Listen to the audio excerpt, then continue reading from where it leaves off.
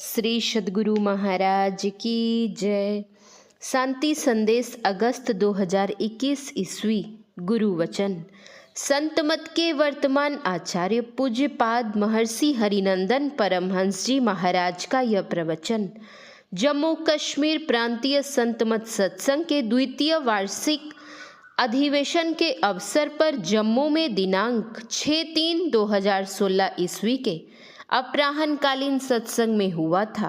प्रेषक डॉक्टर स्वामी गुरु प्रसाद। बंदो गुरुपद कंज कृपा सिंधु नर रूप हरि महामोहतम पुंज जासु बचन रवि कर निकर। मंच पर विराजमान श्रद्धेय महात्मागण, समादरणीय सज्जन वृंद, आदरणीय माताओं एवं भक्तिमती बहनों, हम लोगों के गुरु महाराज ने कहा, जितने मनुष्य तन धारी हैं प्रभु भक्ति कर सकते सभी। मनुष्य का शरीर हो, कोई धनवान हो, बलवान हो, निर्धन हो, कमजोर हो, बहुत ऊंचे पद पर रहने वाले हो अथवा बहुत नीचे पद पर हो या राजा महाराजा हो, स्त्री पुरुष कोई भी क्यों ना हो, सब कोई भक्ति कर सकते हैं। लेकिन कौन नहीं कर सकते? वे नहीं कर सकते जो पाप कर्म में लिप्त रहते हैं। कोई भी क्यों ना हो, पाप कर्म करते रहने पर उनसे भक्ति नहीं होगी। गुरु नानक देव ने कहा, सूचे भाड़े साचु समावे विरले सूचाचारी। पवित्र पात्र में ही पवित्र वस्तु अटती है। पखाना फेंकने वाला मेहतर अगर पखाना का टीन लेकर दूध वाले के पास दूध लेने जाए और कहे कि हमको इसमें दूध दे दीजिए, तो क्या वे दे देंगे?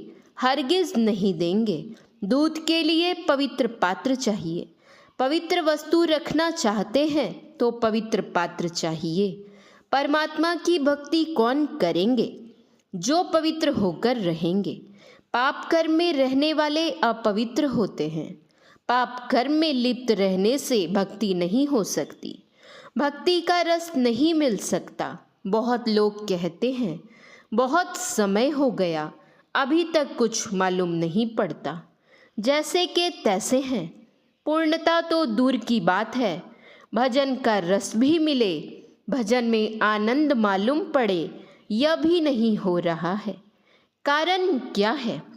हम लोगों के गुरु महाराज ने कहा, जो निज घट रस चाहो तो अपने आप को 5 पाप से हरदम खूब बचाहो। है एक झूठ नशा है, दूसरा तीसर नारी पर के हो, चौथी चोरी, पंचम हिंसा, दिल से इन्हें अलगा हो। मैं ही सहज ही इन्ह से बचन चहो, गुरुपद टहल कमाहो। भजन का रस प्राप्त करना चाहते हो तो पाप कर्म बिल्कुल छोड़ दो। मतलब झूठ मत बोलो, चोरी मत करो, हिंसा मत करो, व्यभिचार मत करो, मादक द्रव्य, खैनी, बीड़ी, सिगरेट, शराब इत्यादि का सेवन मत करो। 5 पाप कर्मों को छोड़ दो। भले ही धन नहीं है, शरीर में बल नहीं है, विद्या नहीं है, लेकिन बहुत उत्तम आचरण वाले हैं, किसी तरह के पाप कर्म नहीं करते हैं, ऐसे व्यक्ति का समाज में बहुत सम्मान होता है। कोई व्यक्ति बहुत संपत्तिवान है, बहुत ऊंचे पद पर है, बलवान भी है, रूपवान है, सब कुछ है, लेकिन आचरण ठीक नहीं है। ऐसे व्यक्ति को लोग भले सामने में प्रणाम करें, लेकिन पीठ पीछे कहते हैं आदमी अच्छा नहीं है, उनका सम्मान नहीं होता। गरीब से गरीब है, लेकिन आचरण अच्छा है, देखते ही लोगों का सिर झुक जाता है। आचरण वाले व्यक्ति हो, गरीब क्यों न हो, विद्या नहीं हो, कुछ भी नहीं हो, लेकिन लोग अलग से ही कहते हैं बहुत अच्छे आदमी हैं। जो कभी झूठ नहीं बोलते, चोरी नहीं करते, हिंसा नहीं करते, व्यभिचार नहीं करते, मादक द्रव्यों का सेवन नहीं करते, पाप कर्म से बचकर रहते हैं, तो उनसे भक्ति भी होती है और समाज में वे प्रतिष्ठित भी रहते हैं। इसलिए संत महापुरुषों ने कहा, अपनी रहनी को संभाल कर रखो। संत कबीर साहब ने कहा, कहे कबीर निज रहनी सम्हारी, सदा आनंद रहे नर नारी। रहनी को संभाल कर रखें। व्यवहारिक ज्ञान भी चाहिए। संसार में जीने की कला भी हम सीखें। कर्तव्य कर्म का पालन करें। माता पिता बड़े उपकारी होते हैं। वैसे तो जीवन काल में बहुत लोगों से हम लोग उपकृत होते रहते हैं, लेकिन माता पिता का बहुत उपकार है। जब हमारा जन्म हुआ, माँ ने कितनी सेवा की, उसका हम लोगों को स्मरण नहीं है। छोटे बच्चे को देखते हैं कि वह माँ की ही गोद में पखाना कर देता है, पेशाब कर देता है। माँ के मन में कभी क्रोध नहीं होता है। जाड़े की रात में माँ उसको अपने अंग से सटाकर सोती है। अंधेरी रात में बिजली की रोशनी नहीं है, पखाना कर देता है, कपड़ा लत्ता गंदा हो जाता है। माँ के मन में कुछ भी क्रोध नहीं होता, भले ही वह उसी पर रह जाती है, लेकिन बच्चे को सूखे कपड़े पर लिटाकर रखती है। कितना उपकार है माता का, कितना स्नेह। कुछ भी अच्छी चीज होती है खाने पीने की, माँ के मन में होता है कि मेरा पुत्र भी खाए।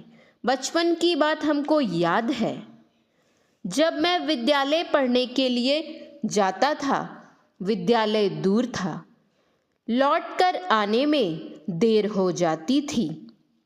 कभी कभी मेरी माताजी अन्य छात्रों के घर में लोगों को पूछती थी, आपका पुत्र आया? बहुत देर हो गई है, मेरा पुत्र अभी तक नहीं आया है। माता का उपकार कितना है, वर्णन नहीं किया जा सकता। पिता का भी कम उपकार नहीं है। पिता पालते पोसते, पढ़ाते लिखाते हैं। पिता के मन में रहता है कि मेरा पुत्र विद्वान बने। सामर्थ्य नहीं है, फिर भी होता है कि पढ़े। कुछ जमीन भी बेचना पड़ता है तो बेच डालते हैं। नौकरी दिलाने में जमीन बिक जाए तो बिक जाए, लेकिन नौकरी हो जाए, ऐसा ख्याल पिता का रहता है।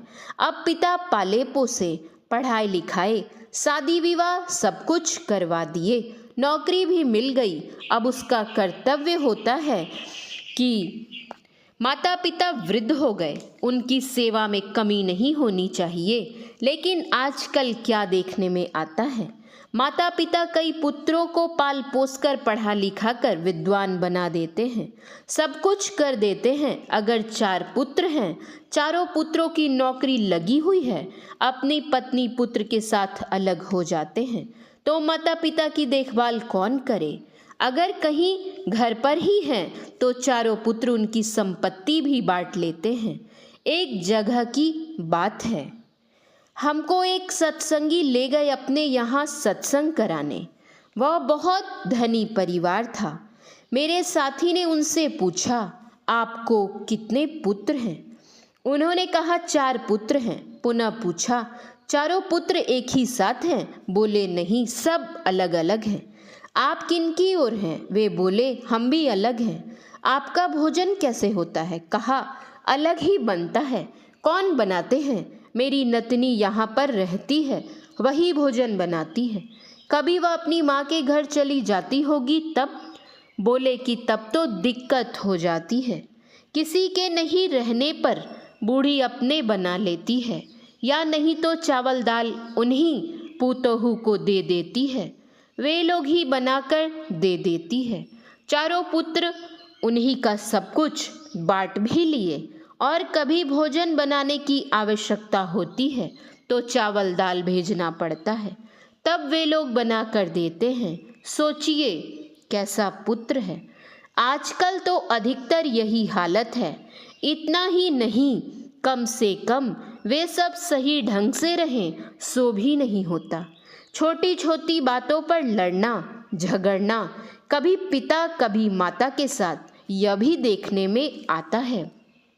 एक कहानी है।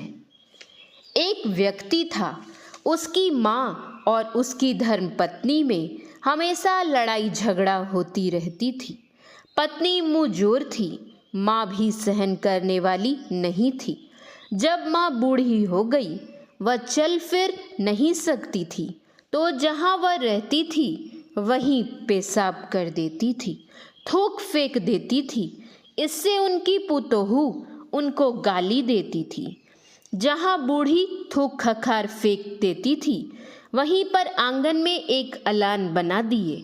बूढ़ी को उठाकर वहीं पर रख दिए।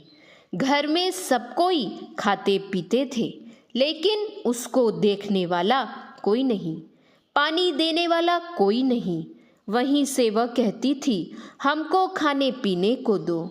सबके खाने पीने के बाद उसको किसी थाली में परोस करके नहीं, मिट्टी का बर्तन होता था, उसको खपरा लोग कहते हैं, वही उनके पास रख दिया जाता और थाली में ले जाकर उसमें डाल दिया जाता था। उसी में वह खाती थी। पानी एक मिट्टी के बर्तन में डाल देते थे, उसी से पी लेती थी। उसको कोई धोता नहीं था। घर में जो कुत्ता था वही उसको चाट कर साफ करता था।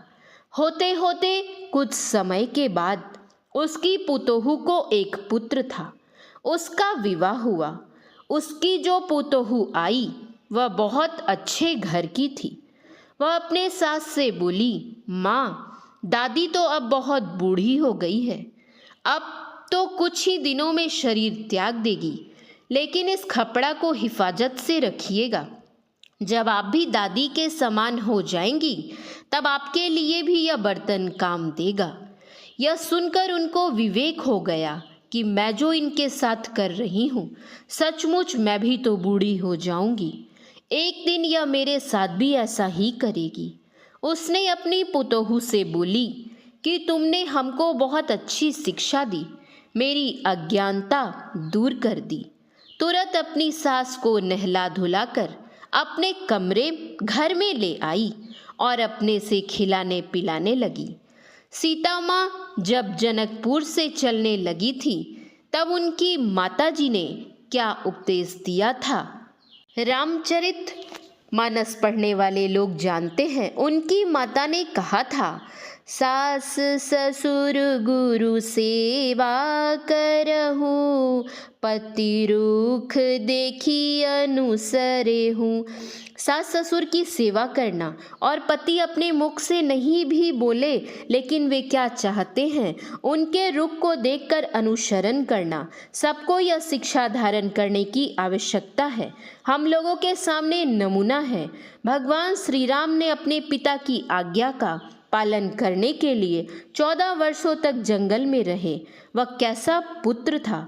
हम लोगों को भी उनके आदर्श को अपनाना चाहिए। भाई भाई में कैसा प्रेम होना चाहिए, यह भगवान श्री राम ने हम लोगों को दिखला दिया। श्री सद्गुरु महाराज की जय। श्री सद्गुरु महाराज की जय। श्री सद्गुरु महाराज की जय।